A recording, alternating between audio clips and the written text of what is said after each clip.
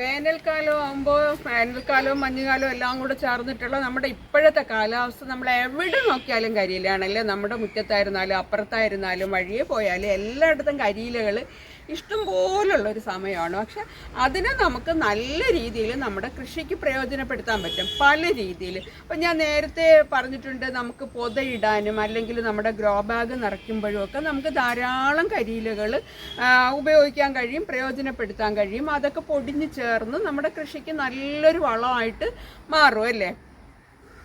നമ്മുടെ ഏദൻ തോട്ടത്തിലെ പുതിയൊരു വിശേഷത്തിലേക്ക് എല്ലാവർക്കും സ്വാഗതം. ഇന്നിപ്പോൾ നമ്മൾ ടെറസിലല്ല, നമ്മൾ താഴെയാണ്.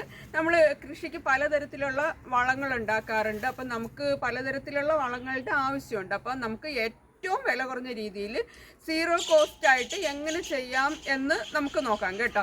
അപ്പം നമ്മൾ ആ വീഡിയോയിലോട്ട് പോകുന്നതിന് മുന്നേ നമ്മുടെ ചാനൽ സബ്സ്ക്രൈബ് ചെയ്യാതെ കാണുന്നവരാരെങ്കിലും ഉണ്ടെങ്കിൽ ഒന്ന് സബ്സ്ക്രൈബ് ചെയ്തേക്കണേ. അപ്പം ഞാൻ ഈ കാണിക്കുന്ന ടിപ്സൊക്കെ നല്ലതാണെന്ന് നിങ്ങൾക്ക് തോന്നുകയാണെങ്കിൽ നിങ്ങളുടെ ഫ്രണ്ട്സിനൊക്കെ ഒന്ന് ഷെയർ ചെയ്താൽ അവർക്കും ഇത് പ്രയോജനപ്പെടുമല്ലോ. തുടക്കക്കാരായിട്ടുള്ള കൃഷിക്കാർക്കൊക്കെ നല്ല രീതിയിൽ പ്രയോജനപ്പെടുന്ന കുറേ കാര്യങ്ങളാണ് ഞാൻ എൻ്റെ എക്സ്പീരിയൻസിൽ നിന്ന് നിങ്ങളുമായിട്ട് ഷെയർ ചെയ്യുന്നത്.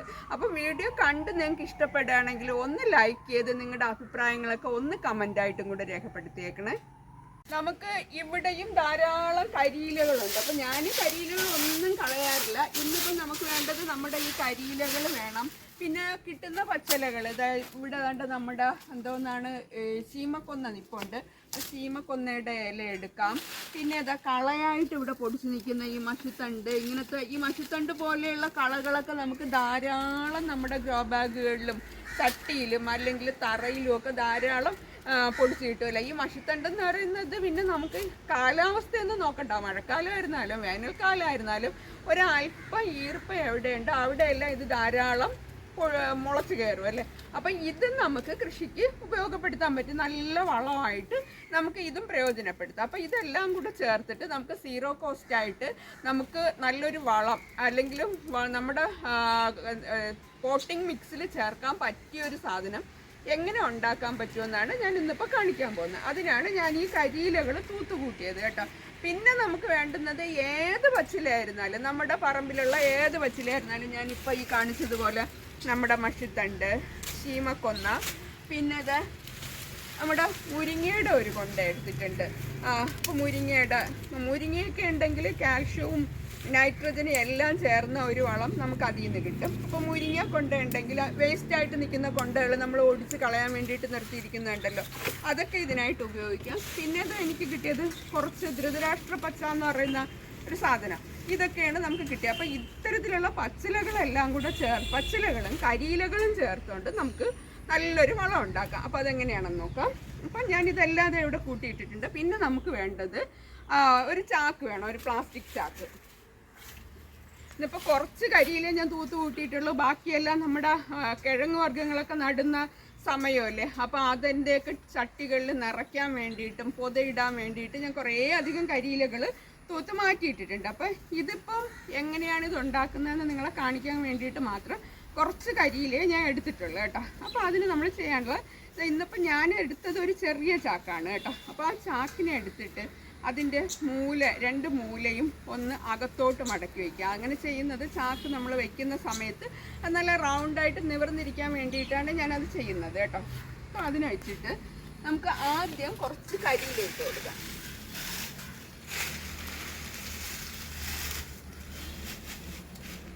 കരിയിലിട്ടിട്ട് പിന്നെ കുറച്ച് പച്ചിലകൾ ഇട്ട് കൊടുക്കാം. അപ്പം ഈ കരിയിലയും പച്ചിലയും മാറി മാറി മിക്സായിട്ട് ലെയറായിട്ട് എന്തിനാണ് ചെയ്യുന്നതെന്നുള്ള കാര്യം ഞാൻ അവസാനം പറയാം കേട്ടോ. അപ്പോൾ അതറിയുന്നതിന് വേണ്ടിയിട്ട് എല്ലാവരും അവസാനം വരെ വീഡിയോ ഒന്ന് സ്കിപ്പ് ചെയ്യാതെ കാണണം കേട്ടോ.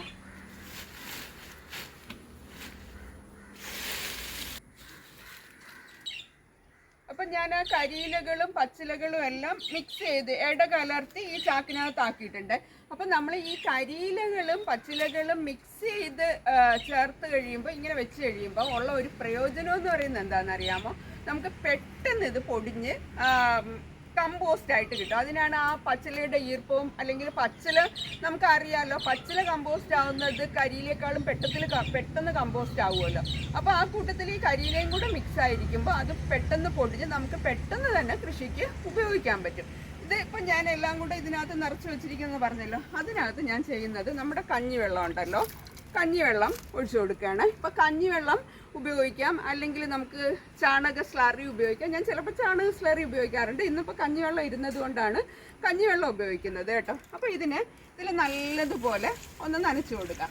ഇടയ്ക്ക് പച്ചച്ചാണകം കലക്കി ഒഴിച്ചു കൊടുക്കുന്നത് നല്ലതാണ്, പച്ചച്ചാണകം കിട്ടുമെന്നുള്ളവർ. ഇപ്പോൾ പച്ചച്ചാണകം ഇല്ല, അതുകൊണ്ട് നമുക്ക് ഇത് കരിയില കമ്പോസ്റ്റ് ഉണ്ടാക്കാൻ പറ്റില്ല എന്നൊന്നുമില്ല. പച്ചച്ചാണകം ഇല്ലാത്തവർ ഇതുപോലെ കഞ്ഞിവെള്ളം ഒഴിക്കുക. കഞ്ഞിവെള്ളവും ഇല്ല എന്നുണ്ടെങ്കിൽ വിഷമിക്കേണ്ട, വെറുതെ പച്ചവെള്ളം കൊണ്ട് നല്ലതുപോലെ ഒന്ന് നനച്ചു കൊടുത്താൽ മതി. കാര്യം ഇത് ഒഴിക്കുന്നതെന്ന് പറയുന്നത് നല്ല രീതിയിലുള്ള ഈർപ്പം നിലനിർത്താൻ വേണ്ടിയിട്ടും പെട്ടെന്ന് പൊടിഞ്ഞ് കിട്ടാൻ വേണ്ടിയിട്ടുമാണ് നമ്മൾ ഈ ഇത് കൊടുക്കുന്നത്. ഇപ്പോൾ ചാണകമാകുമ്പോൾ കുറച്ചുകൂടെ പെട്ടെന്ന് നമുക്ക് കമ്പോസ്റ്റായി കിട്ടും. കഞ്ഞിവെള്ളമോ അല്ലെങ്കിൽ പച്ചവെള്ളമോ ആണ് നമ്മൾ ഉപയോഗിക്കുന്നതെങ്കിൽ ചാണകം ഉപയോഗിക്കുന്ന അത്രയും പെട്ടെന്ന് കമ്പോസ്റ്റായി കിട്ടില്ല. പിന്നെ ചാണകം നമ്മൾ ഉപയോഗിച്ച് കഴിയുമ്പോൾ ചാണകവും ഗോമൂത്രവും കൂടെ മിക്സ് ചെയ്ത സ്ലറിയാണ് ഇതിനകത്ത് നമ്മൾ ഒഴിച്ചു കൊടുക്കുന്നതാണെങ്കിൽ അതിനകത്തുള്ള നൈട്രജൻ കണ്ടൻറ്റ് കൂടുതൽ കിട്ടും. അപ്പോൾ അങ്ങനെ ഓരോന്നും ഉപയോഗിക്കുമ്പോൾ ചെറിയ ചെറിയ വ്യത്യാസങ്ങൾ അങ്ങോട്ടും ഇങ്ങോട്ടും ഉണ്ടാവും എന്നുള്ളതല്ലാതെ അയ്യോ എൻ്റെ കയ്യിൽ അതില്ലല്ലോ, അതുകൊണ്ട് എനിക്കിത് ചെയ്യാൻ പറ്റില്ലല്ലോ എന്നൊന്നും ആരും വിഷമിക്കേണ്ട കാര്യമില്ല കേട്ടോ.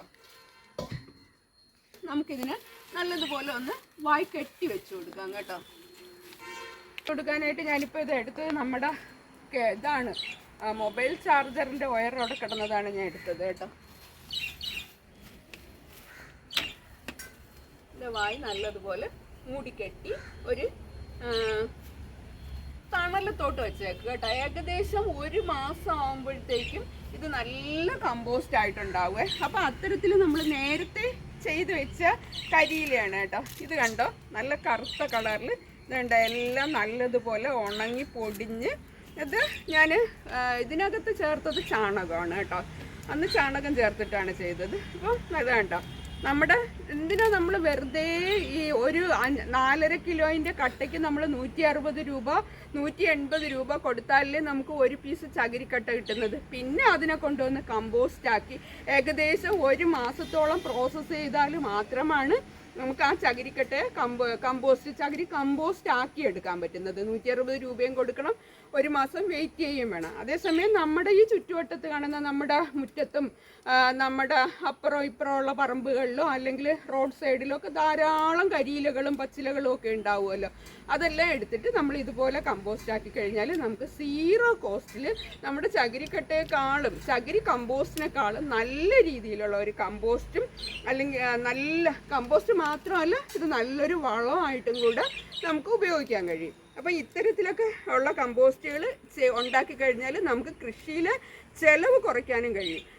ജൈവ കൃഷി എന്ന് പറയുമ്പോൾ അതിലുള്ള ചിലവിൻ്റെ അധികമാണ്. എല്ലാവരും ജൈവ കൃഷി നമുക്ക് നഷ്ടമാണ്, അല്ലെങ്കിൽ ടെറസ് കൃഷി ചെയ്യുമ്പോൾ നമുക്ക് അതിൽ നിന്നുള്ള വരുമാനം അല്ലെങ്കിൽ നമ്മൾ പച്ചക്കറി വാങ്ങിക്കുന്നതും നമ്മൾ ചിലവാക്കുന്ന കാശും തമ്മിൽ നോക്കുമ്പം അതൊരു വലിയ നഷ്ടമാണെന്ന് നമുക്ക് തോന്നുന്നത് ഇത്തരത്തിൽ നമ്മൾ കൂടുതൽ പൈസ ചിലവാക്കേണ്ടി വരുന്നത് കൊണ്ടാണ്. അപ്പോൾ ഇങ്ങനെ മാക്സിമം നമ്മുടെ പൈസ ചിലവാക്കുന്ന നമ്മുടെ മുതൽ മുടക്ക് കുറച്ച് ഇത്തരത്തിലുള്ള കാര്യങ്ങൾ ചെയ്തു കഴിഞ്ഞാൽ നമുക്ക് നല്ല രീതിയിൽ ലാഭകരമായിട്ടും വിജയകരമായിട്ടും നമുക്ക് ടെറസ് കൃഷിയോ അല്ലെങ്കിൽ ഗ്രോ ബാഗിലെ കൃഷിയോ അടുക്കളത്തോട്ടം ഒക്കെ നല്ല രീതിയിൽ ചെയ്യാൻ കഴിയും. അപ്പോൾ ഇന്നത്തെ നമ്മുടെ കരിയില കമ്പോസ്റ്റ് 0 കോസ്റ്റിൽ ഉണ്ടാക്കുന്ന വളം, ജൈവവളം അല്ലെങ്കിൽ കമ്പോസ്റ്റ് വളം ഉണ്ടാക്കുന്ന രീതി എല്ലാവർക്കും ഇഷ്ടപ്പെട്ടാണോ എന്ന് വിചാരിക്കുന്നു.